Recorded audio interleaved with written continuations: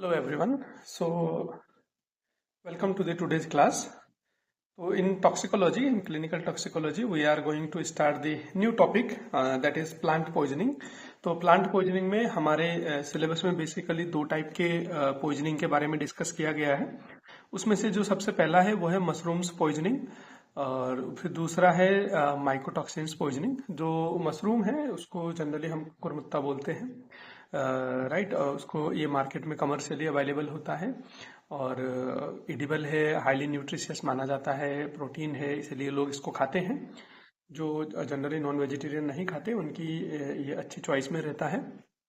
उसी के काउंटर में इसको देखा जाता है गुड फॉर बॉडी, मगर सारे ही मशरूम नहीं एडिबल है, राइट। तो मशरूम पॉइजनस भी होते हैं, टॉक्सिन मशरूम्स भी होते हैं। तो आए दिन हमको न्यूज़ में खबर आ रही होती है कि कहीं रूरल एरिया में या कहीं ऐसी जगह में उन्होंने कोई जंगली मशरूम ले लिया और उसकी वजह से पूरे फैमिली को दिक्कत हो गई, या फिर कभी कभी डेथ वाली खबर भी हमको ऐसे सुनने में मिल रही होती है, क्योंकि मशरूम्स के अंदर कुछ बहुत इंपॉर्टेंट टॉक्सिन्स रहते हैं जो हमारे हेल्थ के लिए बहुत हैजार्डस है। विद दिस बैकग्राउंड हम लोग आज का टॉपिक चालू करेंगे। तो कुछ एक दो पॉइंट्स यहाँ पे लिखिए। Accidental mushroom poisonings are reported all over the world. ये इंडिया में ही नहीं, बहुत सारे कंट्री में भी हमको मशरूम पॉइजनिंग्स के न्यूज सुनने को मिलते हैं। तो Amanita and Boletus species are usually responsible for fatality. तो इसमें कुछ ऐसे स्पीसीज रहते हैं जो बहुत ज़्यादा टॉक्सिक है, कुछ रहते हैं मॉडरेटली टॉक्सिक, कुछ रहते हैं कम टॉक्सिक। तो डिफरेंट डिफरेंट क्लास रहते हैं, उन डिफरेंट क्लास में अलग अलग लेथलिटी के टॉक्सिन्स अवेलेबल रहते हैं, जिसके हिसाब से हमको क्लिनिकल मैनिफेस्टेशंस देखने को मिलते हैं।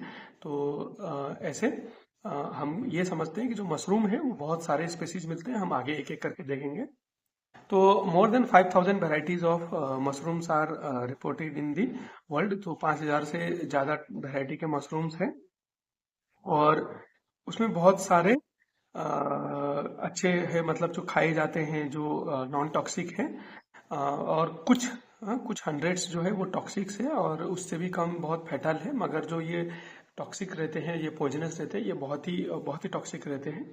तो हम कुछ मशरूम्स जिसमें टॉक्सिन्स रहती हैं या पॉइजन रहते हैं, उन मशरूम को हम कुछ ऐसे क्लासिफाई कर सकते हैं, जैसे साइक्लोपेप्टाइड कंटेन मशरूम्स, राइट। जो ये साइक्लोपेप्टाइड है ये इसके टॉक्सिन्स का नेचर है।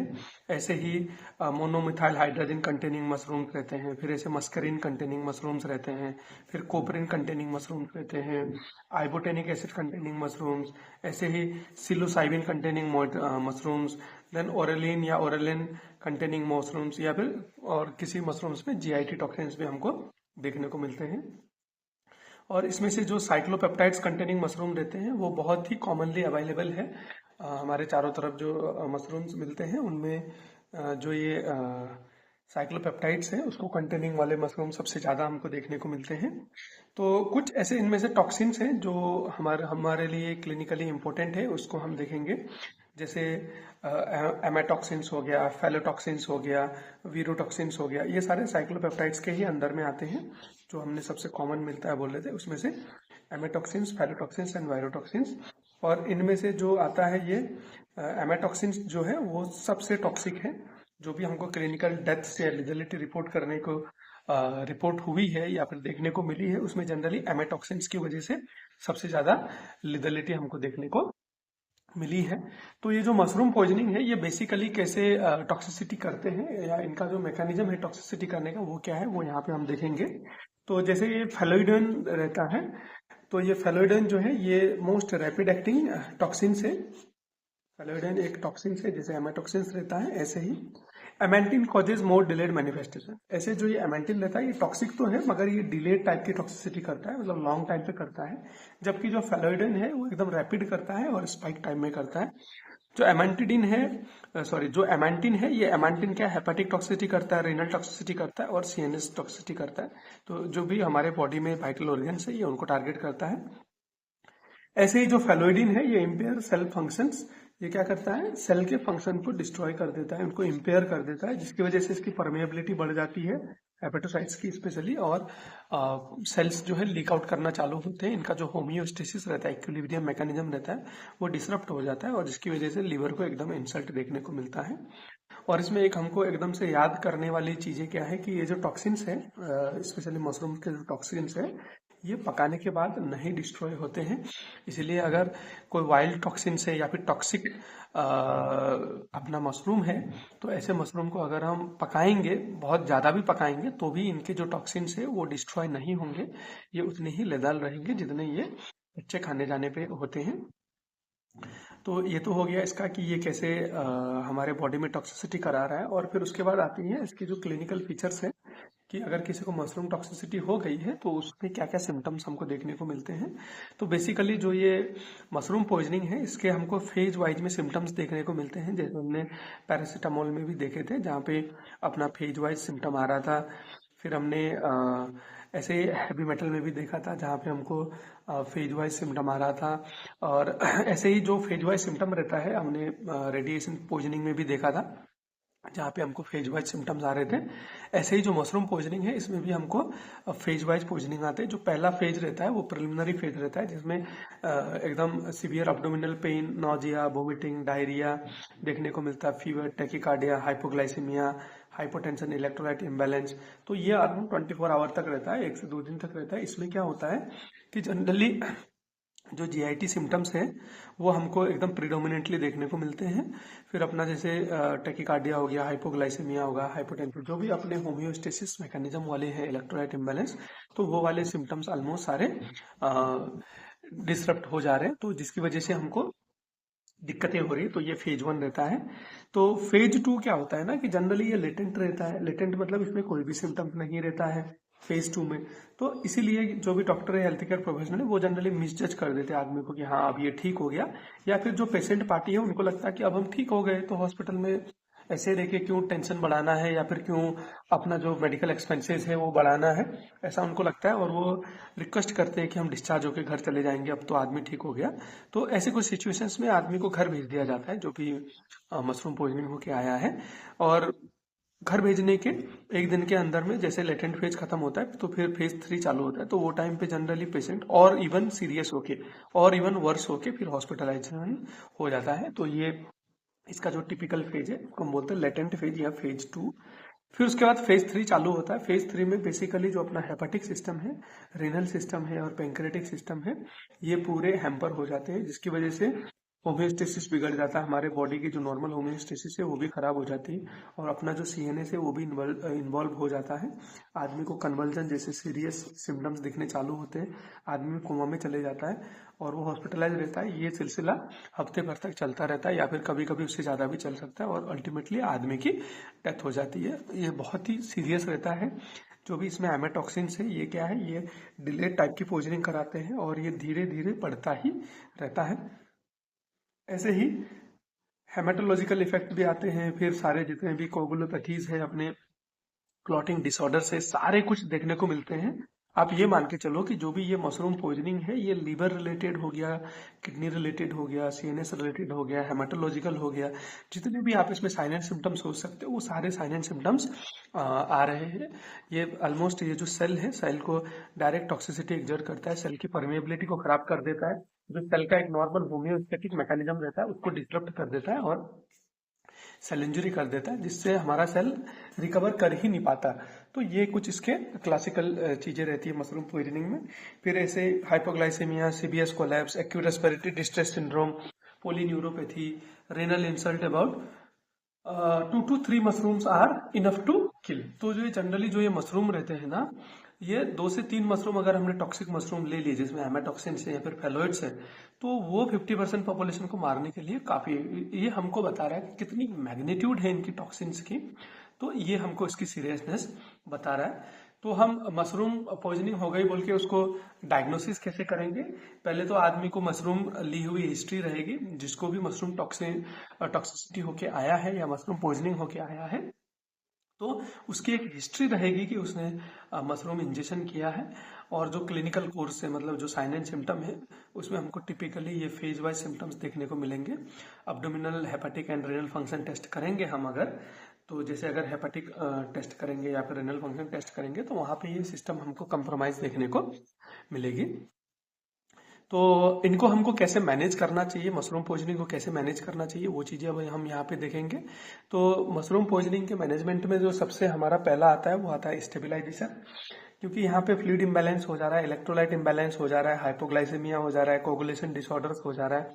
तो ये सारी जो चीज़ें हो रही है, सिस्टमिक एसिडोसिस हो जा रहा है, तो इनको हम पहले मैनेज करेंगे। सिम्टोमेटिकली इनको हम मैनेज करने की कोशिश करेंगे। फ्लूइड कम है तो हम आईवी फ्लूइड देंगे। इलेक्ट्रोलाइट इम्बैलेंस है, ज़्यादा है तो हम डायरेटिक्स देके निकाल देंगे, कम है तो हम उसको सप्लीमेंट कर देंगे। हाइपोग्लाइसेमिया है तो हम डेक्सट्रोज का इंजेक्शन देंगे। कोगुलोपैथी है तो हम वहाँ पे विटामिन के जैसे इंजेक्शन दे सकते हैं। और एसिडिटी है तो हम सोडियम बाइकार्बोनेट यूज करेंगे। और डिकॉन्टामिनेशन हम कर सकते हैं, मगर ये फिर से हमको मैटर करता है कि आदमी कितना जल्दी हॉस्पिटल में आया है। अगर उसने मशरूम लिया है, उसको पहले मालूम पड़ गया कि ये टॉक्सिन्स है और वो उसको पूरा डाइजेस्ट होकर ऑब्जॉर्ब होने से पहले ही आ गया है, तो हम वहाँ पे उसको डिकॉन्टामिनेशन कर सकते हैं। हाउएवर एविडेंसेस क्या बताते हैं कि इमेसिस करने के या कैथारसिस करने के इतने कोई फायदे नहीं है, क्योंकि जनरली जो इसका फेज 1 रहता है ना, वो 6 घंटा 8 घंटे के बाद ही देखने को मिलता है, या फिर अराउंड 24 घंटे के अराउंड देखने को मिलता है। तो तब तक अपना जो ये मशरूम पॉइजनिंग है ये एकदम से हमारे बॉडी में फैल चुका है, मशरूम्स के जो टॉक्सिन्स है, तो वहाँ पे फिर डिकंटामिनेशन करने के इतने फायदे नहीं है। हाँ, एक्स्ट्रा कॉर्पोरल टेक्निक्स में जो हेमोपरफ्यूजन है वो हमको फायदेजनक है। प्लाज्मा एक्सचेंज या हेमोफिल्ट्रेशन अगर अवेलेबल है हमारे सेटिंग में तो हम उसको यूज कर सकते हैं। तो कुछ ऐसे ड्रग्स हैं जिनको हम मशरूम पॉइजनिंग के एंटीडोट के तौर पे यूज कर सकते हैं, जैसे बेंजाइल पेनिसिलिन हो गया, 3 लाख से लेकर 10 लाख यूनिट पर डे में हम दे सकते हैं। ये क्या करता है कि जो हमारे बॉडी में जो भी ये एमेटॉक्सिन्स है या फिर फेलोइड्स है, इनको एक्सक्रीट करने में हेल्प करता है। राइट, ये इनको न्यूट्रलाइज नहीं करता है, ये इनको इनर्ट नहीं करता है, इनको काउंटर नहीं करता है। हाउएवर इनको हमारे बॉडी से रैपिडली एलिमिनेट करने में हेल्प करता है। ऐसे ही थायोटिक एसिड को भी अच्छा रिजल्ट माना जाता था, मगर इसके कोई साइंटिफिक एविडेंसेस नहीं है जो मतलब लिटरेचर में अवेलेबल है। और उसके बाद जो सिलिबाइरिन है, ये जो अपना जो ये सिलिबाइनिन जो है ये हेपेटिक फेलियर में या फिर हेपेटिक इंसल्ट है, जब अल्कोहलिक लिवर डिजीज है, उसके लिए सपोर्टिव तरीके से दिया जाता है। ये बेसिकली एक एंजाइम जैसा सब्सटेंस होता है जो हमारे हेपेटिक डिटॉक्सिफिकेशन करने में हेल्प करता है। इसके ऐसे मशरूम पॉइजनिंग में कोई बहुत डेफिनिट रिजल्ट्स तो नहीं है, मगर फिर भी ये लिवर को सपोर्ट करता है। और मशरूम पॉइजनिंग में जो हमारा लिवर है वो सबसे ज़्यादा इंसल्ट हो रहा है, तो इसको एज एडजंक्ट हम दे सकते हैं, ऐसा लिटरेचर में लिखा है। फिर उसके बाद में सिमेटिडिन भी बहुत लोग देते हैं, उनको ये लगता है कि जो इसके वजह से जो मशरूम की टॉक्सिसिटी है या पॉइजनिंग इफेक्ट है वो कम होती है, मगर इसके भी कोई साइंटिफिक और क्लियर एविडेंसेस हमको नहीं देखने को मिलते हैं। और ऐसे ही फिर N-एसिटाइलसिस्टीन, जो जनरली पैरासीटामोल का हम एंटीडोट बोल के पढ़े थे, या फिर जहाँ पे अपना क्या बोलते हैं लिवर में पॉइजनिंग हो जाती है तो लिवर को सपोर्टिव डिटॉक्सिफिकेशन करने में हेल्प करता है, वो भी बहुत सेटअप में डॉक्टर्स लोग देते हैं, मगर इसके भी कोई क्लियर कट बेनिफिट्स के एविडेंसेस तो नहीं है। हाउएवर बहुत सारे क्लिनिशियन का ये मानना है कि N-एसिटाइलसिस्टीन देने से जो भी मशरूम पॉइजनिंग की वजह से दिक्कत हो रही है वो कम होती है, ऐसा उनका जो एक्सपीरियंस है वो बोलता है। और फिर अगर आदमी को एक्यूट लिवर फेलियर हो गया है तो आदमी को हम मैकेनिकल वेंटिलेशन में लेके जाएंगे और उसको सपोर्टिव ट्रीटमेंट देते रहेंगे, जो भी दिक्कतें आ रही है उसको मैनेज करते रहेंगे। हेपेटिक इंसेफेलोपैथी हो गया है तो हम लैक्टोलोज देंगे, जिसकी वजह से जो भी अमोनिया प्रोडक्शन हो रहा है वो डिजोल्व होकर हमारे बॉडी से बाहर निकल जाए। और मेट्रोनिडाजोल भी यहाँ पे फायदेमंद है, ऐसा एविडेंसेस बता रहे हैं। और अगर आदमी को सेरेब्रल इडीमा हो गया हो इंसेफेलोपैथी के फेज में, तो वहाँ पे हम आईवी मैनिटोल दे सकते हैं। 100 ग्राम में रैपिड आईवी मैनिटोल देंगे तो जो इंक्रीज इंट्राक्रैनियल प्रेशर रहता है वो डिक्रीज होता है, तो हमारे जो सेरेब्रल सिस्टम है उसको थोड़ा रिलीफ मिलता है। ऐसे ही अगर कोई इन्फेक्शन है तो हम एंटीबायोटिक यूज कर सकते हैं, या फिर कोगुलोपैथी है तो हम उसके हिसाब से उसको मैनेज कर सकते हैं। और जनरली ऐसा करने के बाद भी अगर आदमी ने 3-4 मशरूम से या उससे ज़्यादा ले लिए हैं तो वहाँ पे रिजल्ट्स जो है, जो प्रोग्नोसिस है स्पेशली हेमाटॉक्सिन्स के केस में, वो बहुत कम है।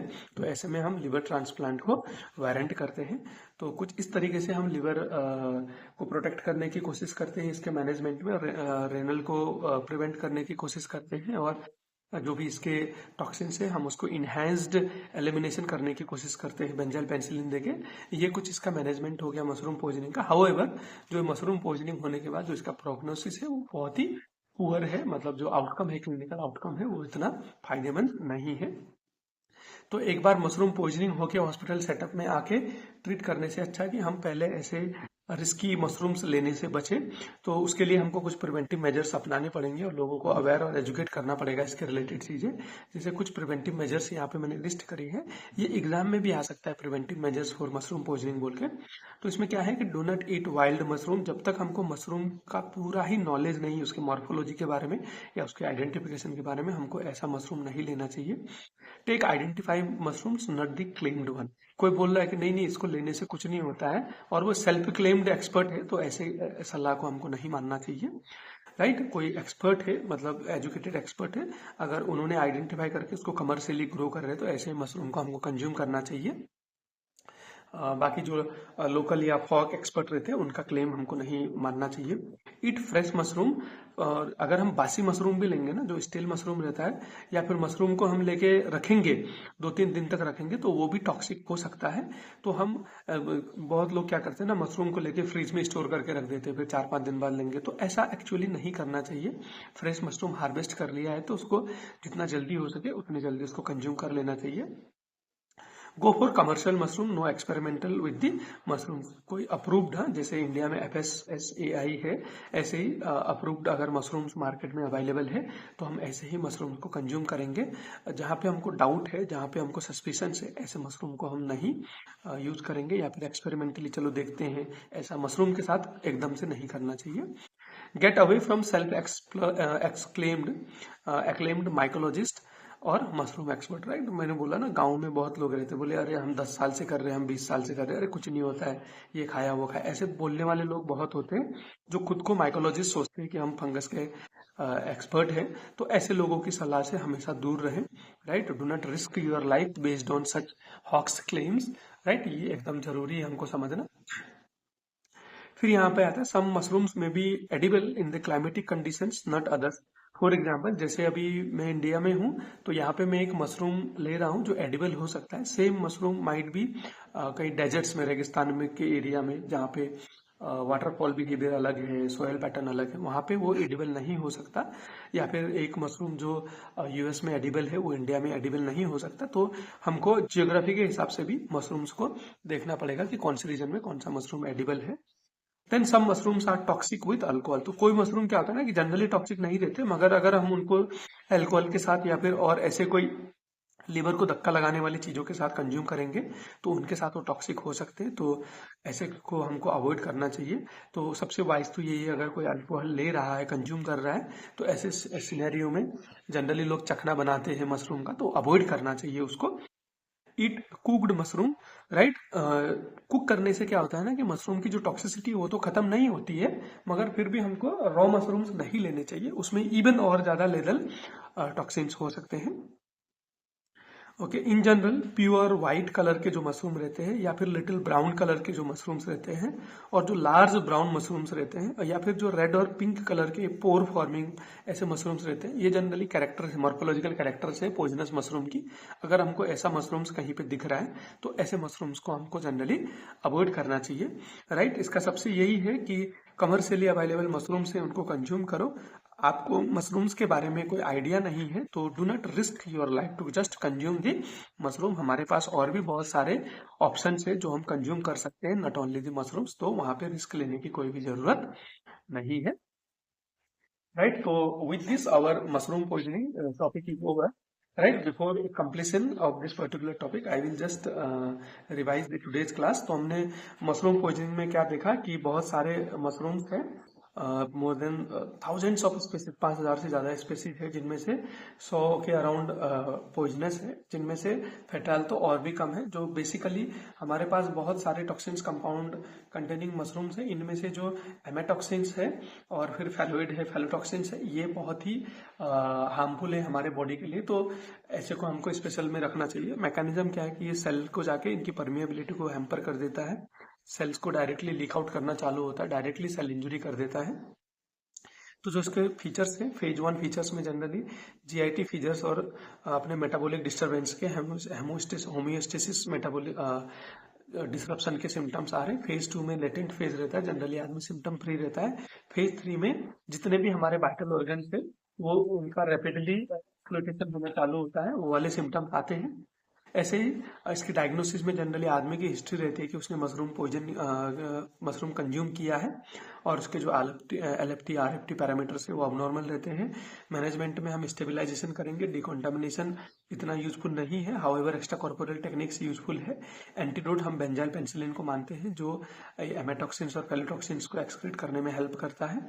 थाइटिक एसिड यूज करते हैं लोग, मगर कोई ऐसा डॉक्यूमेंटेड एविडेंस नहीं है। सिलिबाइनिन, सिमेटिडिन और एनासिटाइलसिस्टीन जैसे लिवर प्रोटेक्टेंट भी लोग यूज करते हैं, क्लिनिशियंस यूज करते हैं, मगर इसके भी कोई ऐसे वेल डॉक्यूमेंटेड एविडेंसेस हमको नहीं देखने को मिलते हैं। और लिवर फेलियर है तो वहाँ पे हम मैकेनिकली सपोर्ट करेंगे, वेंटिलेशन देंगे, सपोर्टिव मेजरमेंट देंगे। इंसेफेलोपैथी है तो अपना लैक्टोलोज मेट्रोनेजोल देके ट्रीट करने की कोशिश करेंगे। सेरेब्रल एडिमा के केस में IV मैनिटोल देंगे, और इन्फेक्शन है तो उसको ट्रीट करने की कोशिश करेंगे। अगर लिवर अवेलेबल है तो हम लिवर ट्रांसप्लांटेशन में जा सकते हैं। तो जो इसका प्रिवेंशन है, राइट, तो इसके प्रिवेंशन में यही है कि जब तक आपको एकदम क्लियर कट मालूम नहीं है कि ये मशरूम एडिबल है, हमको मशरूम कंज्यूम नहीं करना चाहिए। यही एक वन लाइन प्रिवेंशन है। बाकी जो भी डिटेल प्रिवेंशन है मैंने यहाँ पे मेंशन किया है। इसका नोट जो है वो आपको टेलीग्राम चैनल पे मिल जाएगा, आप वहाँ जाके इसको देख सकते हो।